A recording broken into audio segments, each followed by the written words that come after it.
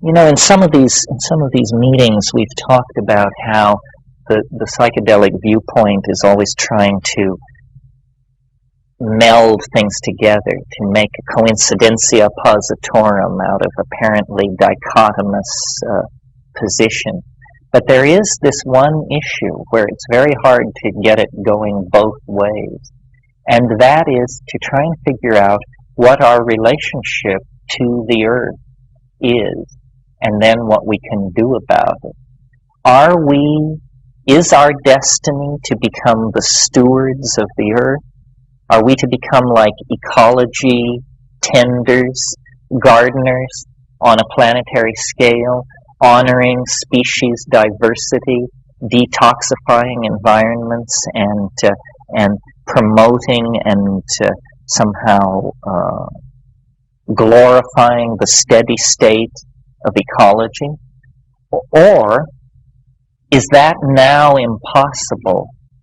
And do we have to accept that you don't make an omelet without breaking eggs, and that the egg which we're about to break is an entire living planet? And that somehow, in the name of the angel which wants to be born from the human soul, we are going to justify, about to witness, the destruction of an entire planet for the birthing of some kind of hyper-technological space-faring species. Great difficulties lie ahead. The species equivalent of what I've been calling ego is the inability to curb our drive to reproduce ourselves. As a species, this is our chauvinistic, the center of our chauvinistic complex.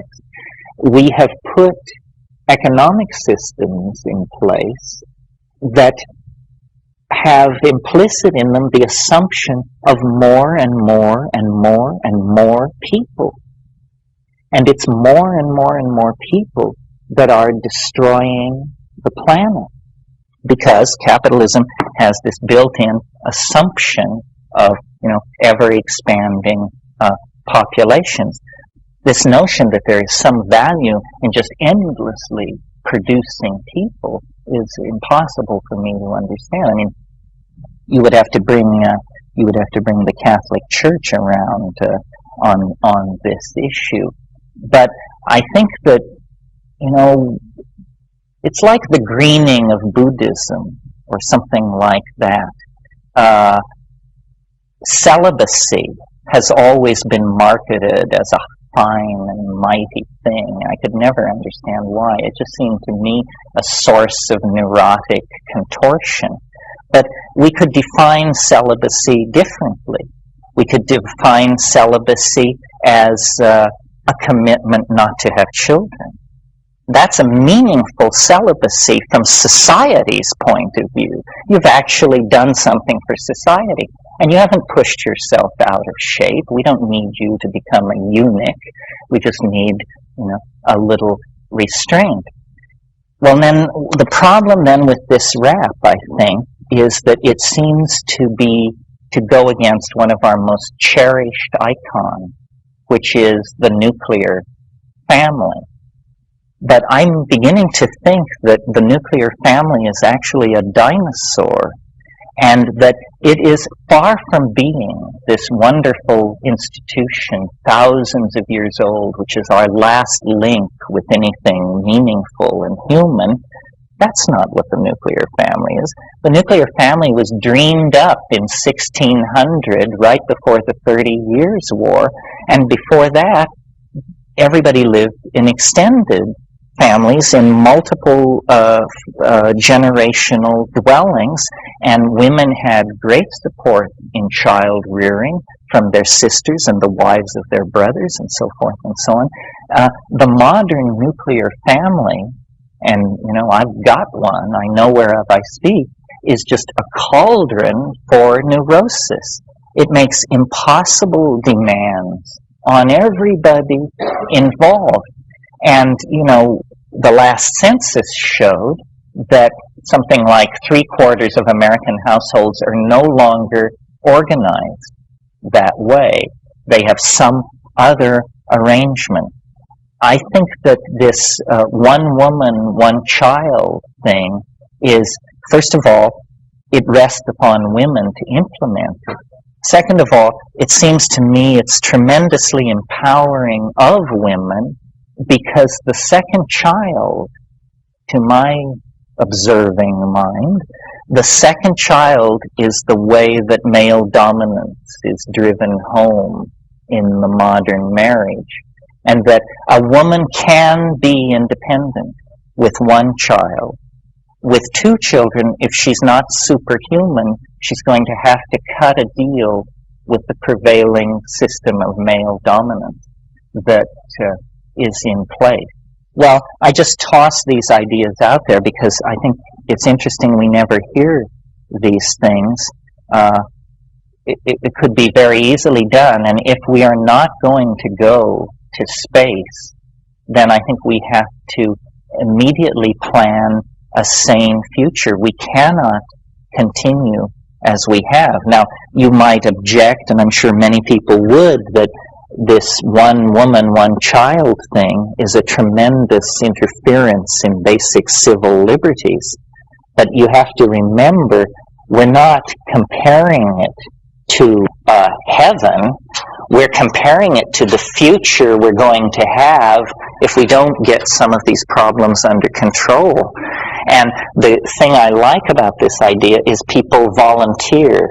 It's self-organizing. We don't have the central committee on population and eugenics control saying who may have children and who may not.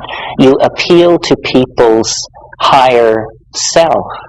I think that in our society presently, there's a lot of tension around the issue of having or not having children.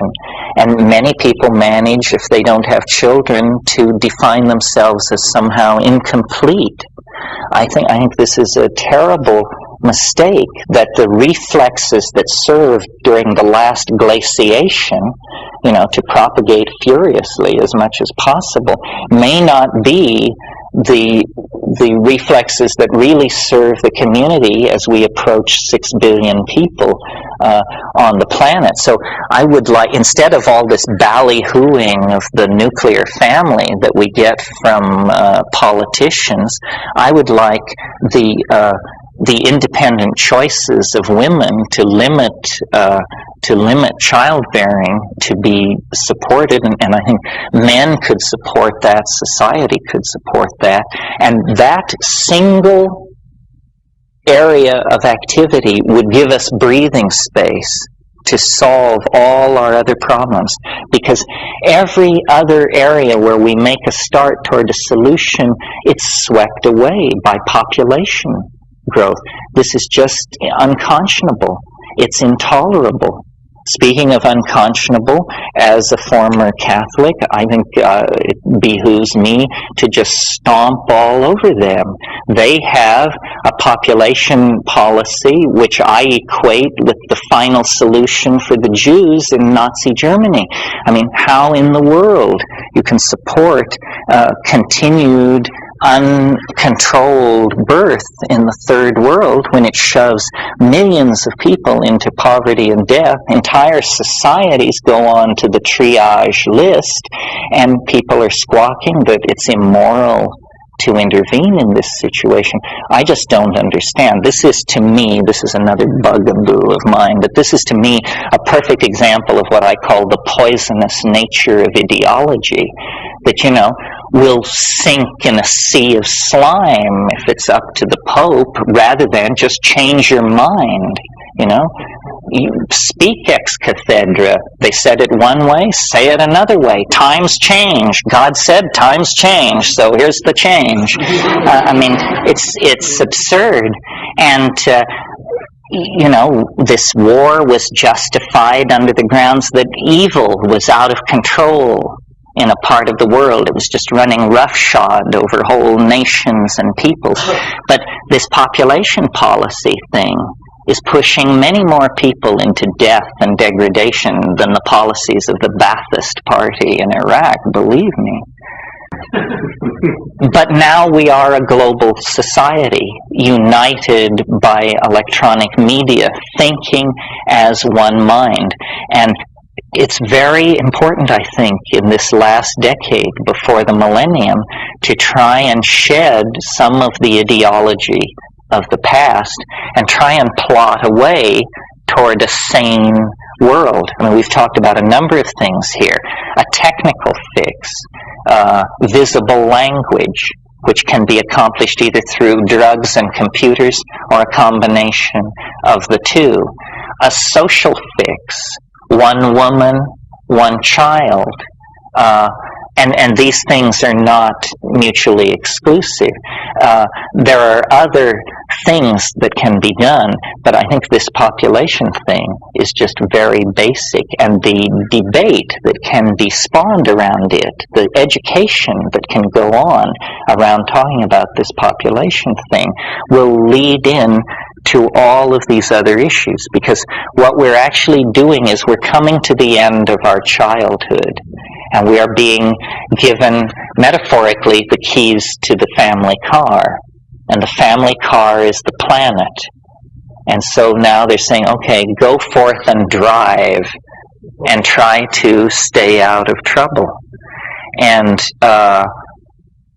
I don't think any area of discussion should be off limits. I think if pharmacological invention against human bestiality and cloddishness is possible, then that should be entertained. If we can consciously limit our population, that should be entertained. And, you know, there's a slew of exotic possibilities. I mean, if everybody were the size of a piss ant, we could all live in Utah. Or, you know, some people think we're going to be downloaded into a black cube on the backside of the moon. I don't know. I suspect it's going to be more mundane than that, and that instead of just waiting for the flying saucers to save us, it's actually going to take an act of human self-discipline and self-control. It looks like tragedy. There's a lot of blood and moaning and thrashing and agony. You would never dream that this was not only part of the plan, but the culmination of the plan. And, you know, we are birthing something here. The question is, are we birthing something that will honor the planet, or is the planet the placenta of this birth, and when it's over with, the planet will be finished with, and it'll just be disposable somehow? I mean, that's a mind-boggling concept, but we don't know what's going on here. We do not know what is happening here. The rest of nature presents no problem. I mean, through the theory of molecular genetics and Darwinism and so forth, we understand nature on its surface pretty well. But when we come to ourselves, you know, we're a miracle and a mystery. The language, the art, the spiritual yearnings, all this is very puzzling in the context of mindless nature. I don't take issue with the idea. It's obviously a great idea, but I can't imagine it having more adherence than the flat earth theory. Is this the idea about limiting population? Yeah, I can't imagine it ever catching on unless there was some other psychological mutation. I mean, only a handful of people would ever. And plus, it seems like it's a woman's solution, but men are making the laws about birth control and abortion. Well, you're saying that it would never catch on disturbs me, because essentially you're saying I wasn't persuasive. So I'm dead in the water. If I can't persuade you, how am I going to persuade the matrons of Beverly Hills? They wouldn't even come here in the first place. You may persuade all of us, but we're already a tiny minority. Well, this brings up the subject of meme replication. Do you all know what a meme is? A meme is the smallest unit out of which ideas are made. In the same way that a gene is proteins are made by genes. Well, ideas are made by memes. And what I see myself doing here, I mean, very consciously, I'll reveal the game plan to you, is I'm a meme generator, and you are meme receivers. And then your job is to generate the meme again, and faithful copying is very important here, just like in genetics, because if you get it wrong, it's not the same meme. Which one did you say? Please pay attention. So I really believe, I mean, maybe this is the last shred of my idealism, but I really do believe the best idea will win. That the best idea will replicate and consume and digest and replicate its competition, and it will win. And that this is why I'm very optimistic, because I love the environment of electronic media. As long as we can be allowed to meet like this and talk, we can win. Because, it was William Blake who said a wonderful thing. He said, "The truth cannot be told so as to be understood without being believed." Do you understand? In other words, if you can tell the truth to somebody and they understand you, belief is automatic. You don't even have to worry about that. What's important is that they understand you. And so, what we're trying to do here is build understanding. I think, what objection would people have to this? I mean, what is the great rhetorical comeback to this idea? I've got Oh, you've got it? What is it? Well, just not that one, this idea that crosses a lot of religious beliefs and political beliefs, but there's also just another thought about when you brought forth that idea, the solution of one woman, one child, is there's the classic Gandhi statement of there's enough for the world's need, but not enough for the world's greed, which gets back to where you originally started out with, in this situation because of ego, nuclear family systems have been set up politically, economically, etc. So maybe we can move all those people from the back streets of India and move them all to Montana. We don't have to be this big. There seems to be, the Earth seems to be self-generating to an extent of different.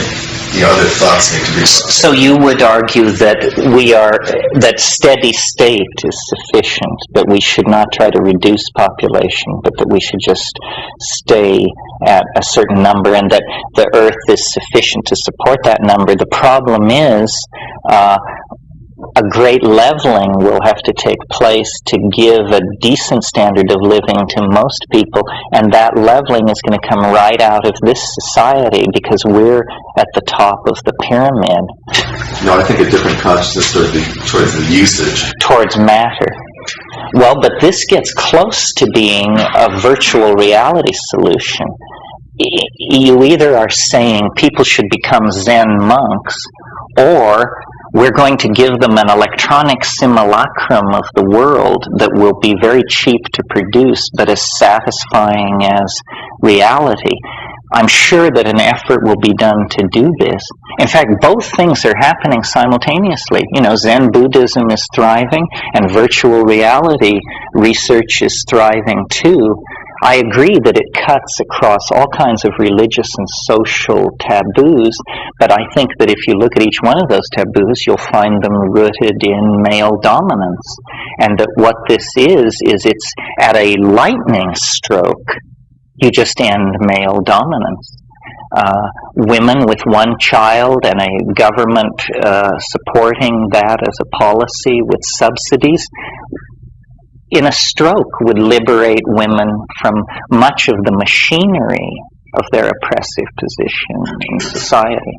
So, and then people say, well, but what about people who want more than one child? Well, good Lord, the world is adrift in orphans, awash in orphans. And then if you say, well, but I want my child, well, then we're right. That's what we're saying no to, is this genetic ego chauvinism. I mean, you can have your one child, but just the notion that your genes are to be spread like chaff to the wind is... It's not the idea, it's how would people even listen to it? It's so against all their conditioning, not just...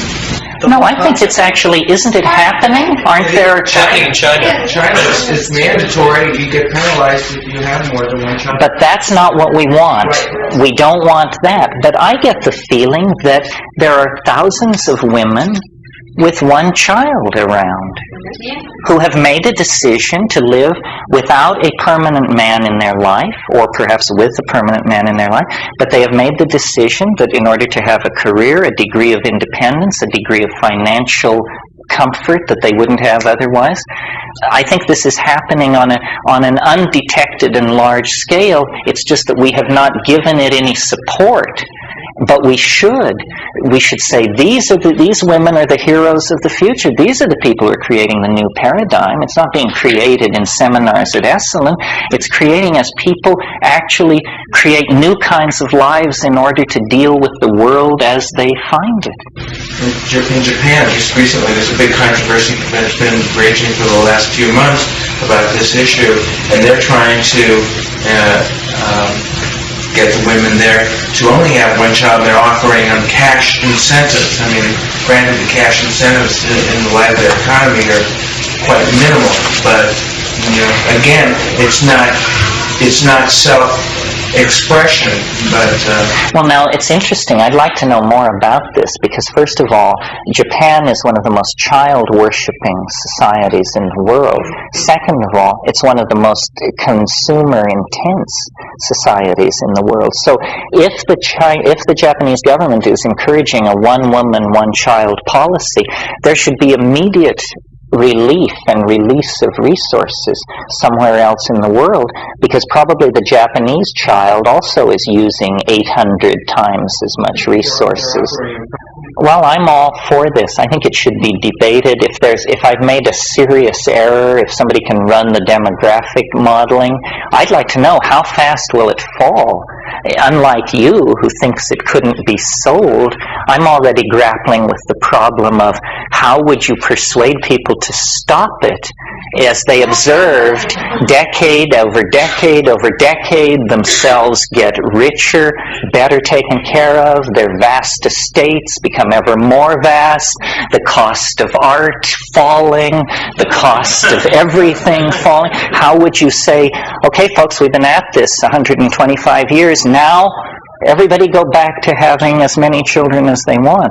I think it would be that this would be the real problem, is to shut it off once you demonstrated what a good thing it is. Yeah. Well, we've already seen some level of this in the baby boom generation deferring having children. So we've had right now at a 20-year-old age, we have a decline in the population. That's kicking to a new boom behind that, but the implications are the incredible value that would be placed on the children that you did have. Oh, incredible value. These children would have an education, and they would inherit a sane, detoxified, non-violent... I mean, it's what we want. And I'm amazed that the mushroom could get it together in one sentence. I mean, you go, here's a question. How do you save the world? It says, one woman, one child. And then you go back and you run the city and say, my God, this is it. All we have to do is sell it. But now, why should it be hard to sell? I think a lot of people have children because they think they should. And it makes them poorer. It scatters their energy, and not everyone finds it, a tremendously rewarding experience. You can tell that by the statistics on child abuse, abandonment, and that sort of thing. I think we should see it not as a biological function that we're all likely to participate in our lives, but the highest calling to which a human being can aspire, and the generation of new people for the next twist of the spiral. Yeah, Billy. Well, I think you want to include with that a restructuring of the family in order that children could have co-children, because that's a big thing for having more than one children. A big motivation is to provide a growth mate, playmate. The archaic model is the longhouse or the extended family. And I think that, what the automobile did to the nuclear family, which was, first of all, it made it possible, but it's a completely maladaptive style. Men become breadwinners. They have offices far from the home. They are ground down by a set of concerns that their wife and children never see. The woman is essentially a hearth slave, chained to the tasks of the house and to the idiot cycle of consuming. The children have too tight an interaction with each other, not a tight enough interaction with there are not multiple role models in the form of uncles, cousins, aunts, and so forth, coming and going. I mean, in an Amazonian family, in an Amazonian tribe, if you have a hassle with your family, you just take down your hammock and move 3 posts down to your uncle's family. And it's a big deal. You've moved out. But it's only from me to Cheryl, But it's a statement about space and commitment. And then if you piss on your uncle, he'll throw you out, and then you have to go somewhere else. And children move, and they choose their role models, and it's all, we really have to get back to feeling human, to feeling good about ourselves. I am in total agreement with you, but what I am feeling increasingly pessimistic about is that we, and I use the term collectively, are ever going to be able to get that kind of unity and agreement behind anything. I don't see anything to indicate that we're moving in that direction, and it absolutely breaks my heart. But yes, if we got behind just that one idea, of course it would transform the world. But there are a lot of other ideas too, but it just seems to me that again, the ego is driving the machine, and unless there's that radical shift in consciousness on this large level, I just don't see it happening, and I feel exceedingly discouraged by that. Well, what I liked, as I said, about this idea was, number one, it didn't depend on men. That eliminates half of everybody. So that we've eliminated, now it's critically dependent on half of the human race. And then what I really like about it is that the women that it is least important to convert are the women that it would be hardest to convert. In other words, it's going to be it's least important to convert the women of India, the women of Bangladesh, because their children aren't impacting on resources anyway. So it should be easiest to reach the college-educated, high-tech, independently minded, liberal, financially comfortable American or European woman. Well, if that's who we have to convince, then I feel hope. I feel that that's a constituency from which I would expect fair treatment, a decent hearing, and so forth. Yeah, I'm just working this out over the past 10 days, so I'm very interested in feedback. It's not really my bailiwick, but this how do we save the world thing comes up all the time, and many people in these workshops ask me the question, what can I personally do? And I just had some namby-pamby answer. You should be aware, oh God, I don't know. Well, here's something you can do. Limit your reproductive expression to one child. This is the most politically high-impact act you will ever have. I mean, the people on the other side of the planet that you will never meet will thank you if they but could. What do the men do? Men should support women in this choice. Is it celibacy or sterilization? What choice is it that women are making? Do we have to men have a say in it? You mean after the first child, what happens? Yeah. Well, I think that there are many options, so they should all be exercised. We're not talking about mass sterilization here. I have 2 children. As soon as I had my second child, I had a vasectomy. It just seemed to me like the socially responsible thing to do. I will not stand up in front of a group of people and advocate vasectomy, because I think I was lied to about what it's like. I mean, they said, oh, it's a little procedure, snip, snip, he said. Hey, I won't give you the gory details, but it's certainly politically a defensible thing. I think this is where, if you're serious about making a political impact, this is where we can all have a tremendous impact, and it's on us, because our children are such rapacious users of the world and its resources, and somehow we have to recognize that. Cut down the numbers, then we can still use the same. I see what you're saying. No. Solar is screwed. No, all I'm suggesting here is that this would buy us breathing time. I'm not saying some more calculator to figure out how we're going to solve the very problems you're talking about. I'm not suggesting we go back to the 17th century and live on vast estates and burn coal and wood because there are only 500 million of us on Earth. No, I think that if we if we take off this population pressure, then there will be breathing time to implement the other solutions that you're talking about: a solar economy, a hydrogen economy run on hydrogen split from seawater. There are a number of these kinds of things. And also we have to correct the gaseous imbalance of the atmosphere. This billion people that I'm talking about will be kept fully employed as combination archaeologists and waste cleanup artists, because there will be centuries of detoxifying and cleaning up the earth to be done.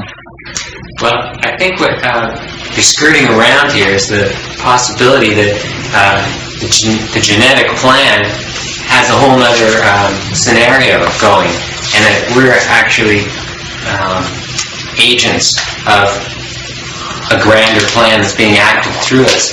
And that's where the theme of leaving the planet comes around again and again. Like Tim Leary talks about often.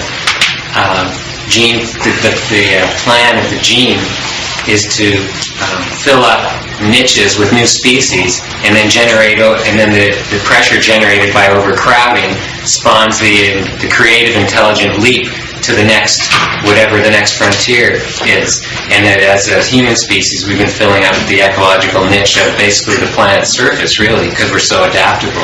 Well, see, the problem with that, from my point of view, is that, and the problem with all these forced evolution scenarios, is they have no mercy on the individual. I mean, in this nice phrase, filling up the niche, what are we talking about? 10 billion people? 20 billion people? How hellish does it have to get on this planet before governments dedicate every penny they've got to building spaceships to escape? I mean, it could get that bad, but I would prefer not to be crisis-driven, not to always be moving to the next phase because the bridge behind us is on fire. I think your credence to the fact that there's an underlying, possibly an underlying scenario that we have to make an agreement with, or I think ultimately we'll be a spacefaring species, but I think we have to prove our worthiness for that, and the way you prove your worthiness is by not wrecking your home planet. You can't join the Galactic Club if you wreck your home planet. They withdraw your membership application. In order to save our planet, we're going to have to become excellent planners, able to coordinate diverse points of view, able to honor diverse points of view, all the things we haven't yet learned to do. And then, when we've balanced our accounts on this planet, we'll be able to go out into the universe. I really wouldn't want us to go any other way. I mean, I don't like the scum to the stars scenario that, you know, we will pillage, rape, and burn our way to our tourists the same way we did to Fort Laramie or something. I don't like that. I think that we have to pass certain tests before we can enter the Galactic Club. Yeah, there is also, you know, there is a realm of art. I mean, we will, through virtual reality and things like that, we want to both save the Earth and live in this titanic dimension where our engineering dreams can be unfolded against black space. And so it's the tension between these two things, the garden planet we come from and the truly titanic dreams that are being dreamed even now, you know. I mean, of ships the size of Manitoba that would carry 1 billion people to the stars, stuff like that. I mean, it isn't here now, but on the other hand, nothing that is here now was here even 100 years ago. Well, see, you get a fair amount of agreement when you talk about saving the world and you talk about what we should stop. We should stop population, stop pollution, stop nuclear proliferation. Where it gets tricky is when you move into the area of what could be done, not turning switches off, but turning switches on, and then it becomes really complicated to know exactly what to do. For instance, you know, there's a CO2 debt in the atmosphere that is the accumulation of several centuries of fairly intense industrial activity.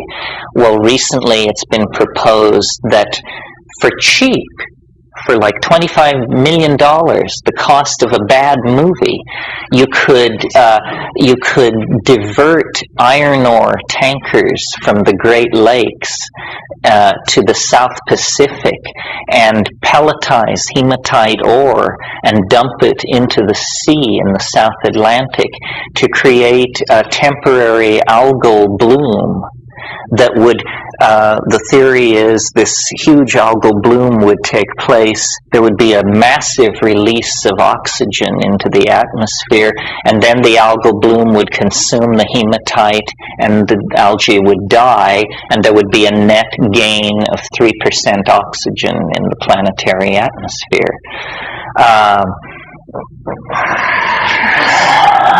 This is big stuff we're talking, you know. How right or wrong can you be? Is this the kind of fiddling we should be getting into?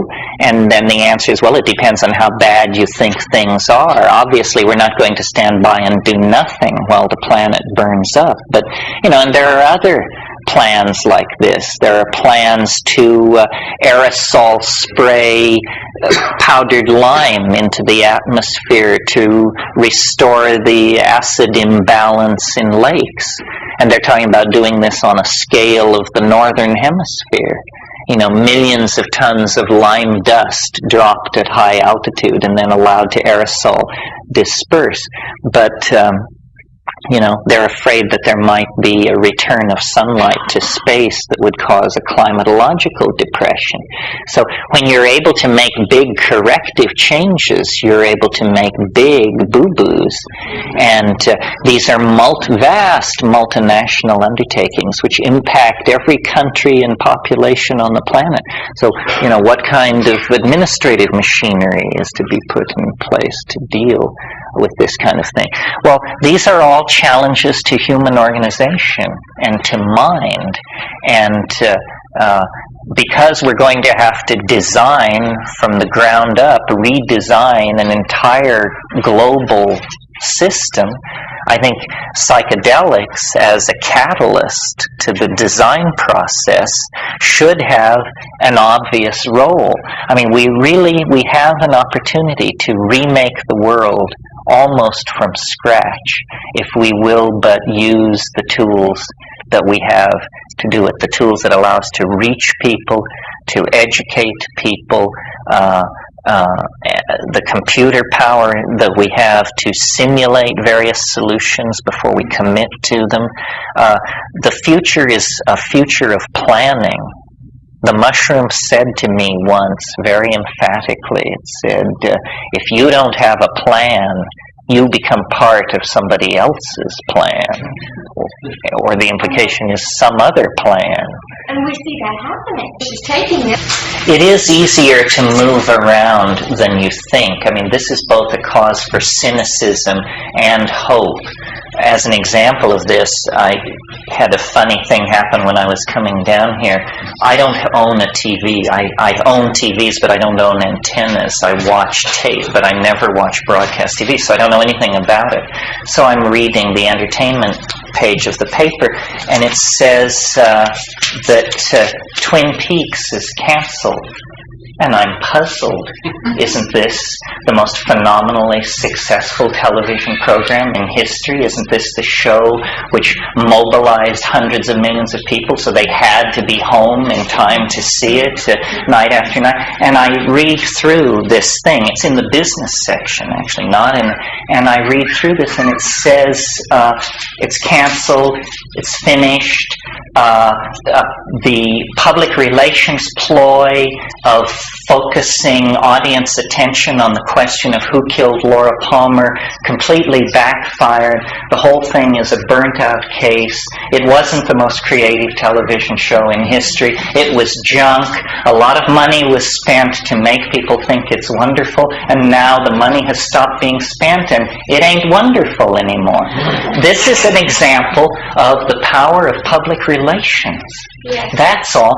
If you will give me $10 million, we can sell this idea to enough people to make an impact on the history of the planet. You could sell any idea for $10 million. Media costs money. Ideas are driven by the same market economy that drives everything else. I mean, it's an obscene fact. But no idea is sold without hype, because the arena of the sale of ideas is an arena of hype.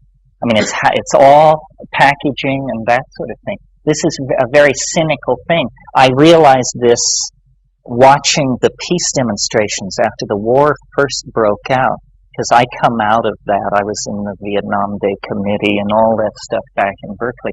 So then here's the CNN broadcast of the peace demonstration.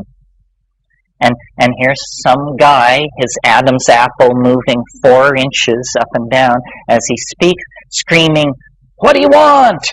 Peace! When do you want it? No!" It's just, it's a total turn-off image. They must have been hired by the government to do this. Can't they get some decent public relations? Don't they understand public relations? It's how you... Well, then it's insidious. Then you have agents provocateurs, essentially, which was always the problem in the 60s. We looked so bad because the cops always led us. Well, the way money is spent in this country is really obscene. There was a breakdown of weapons in the paper about a week ago in an effort so that the ordinary person in the street could understand what's going on. The stealth fighter, is it the F-18? The F-18A, sitting there on the runway, costs $110 million. You know what you can buy if you have $110 million on the civilian market? You can buy the Trump princess. That's what the Trump princess costs. Well, now we think of Trump as just the exemplar of obscene wealth. I mean, this guy, what a pig, all this money. All of his money buys him one F-18A. We build these things by the dozens, dream of selling them by the hundreds. So, is Donald Trump a pig? What about, there are levels and levels. Some people make an easy target. The amount of money being spent on armament as opposed to the amount of money being spent on anything else, the cure of disease, housing, education, you name it, is totally schizophrenically skewed. But see, I think that ideas are permeable. They do leak out. All you have to do is articulate them. that's why I don't want to lead a particular crusade. I don't want to found the committee for one woman, one child, because I figure like my position is just to lay this stuff out there, and then if it's heard, that's how it tests. I mean, there is an environment of natural selection for ideas as well, and it's just a matter of putting these things out there. I had never heard, it's like a suppressed statistic, I had never heard the statistic about an American child using 600 to 800 times the resources of an Indian child. I mean, they do not tell you that, because that's all you need to know to figure out, to reach a whole bunch of conclusions just on your little own without anybody leading you by the nose. So that fact is kept in abeyance. And we're told, oh, if only all these little brown people would stop breeding like flies, then they're not the problem. Many delusions. And to break out of it is indeed a challenge. And it does take unity. And that's a challenge. Well, and then if you're lazy, you just wait. And it also has internal contradiction, which will destroy it. If you're the patient type, you can just wait for the internal contradictions to destroy it. The problem is now we seem to be up against a kind of a planetary deadline. We don't have centuries to let these things work out. So a certain urgency creeps in. This is why anything which catalyzes consciousness, anything which accelerates the production of ideas in the body politic, has to be taken seriously. And when you look back at the 1960s, that's what characterized that decade, was a whole bunch of ideas came out with the psychedelics, and the psychedelics were repressed and pushed off stage, but the ideas remained to shape our society. I mean, feminism, racial tolerance, the idea of feeling concern for people far removed from you in space and time, the notion of brotherhood, basically, of global community, all that began then and has bedeviled them ever since. And that's the real legacy of that time. Now, it just has to be refocused. The problems are coming home to roost. It's not that abstract anymore. I mean, this convulsion over petroleum is going to haunt us for years. And I think that even in the government chancelleries and corporate boardrooms of this world, there's a fair amount of alarm. There's a fair sense that it's out of control. People are willing to talk turkey within their small private circles. Who is in charge? You know, where are we pointing and where do we want to go? And it's a complicated situation. Are the corporate multinationals black hats, white hats, gray hats, or all of the above? What are we doing with the nation state? Is it on its way out?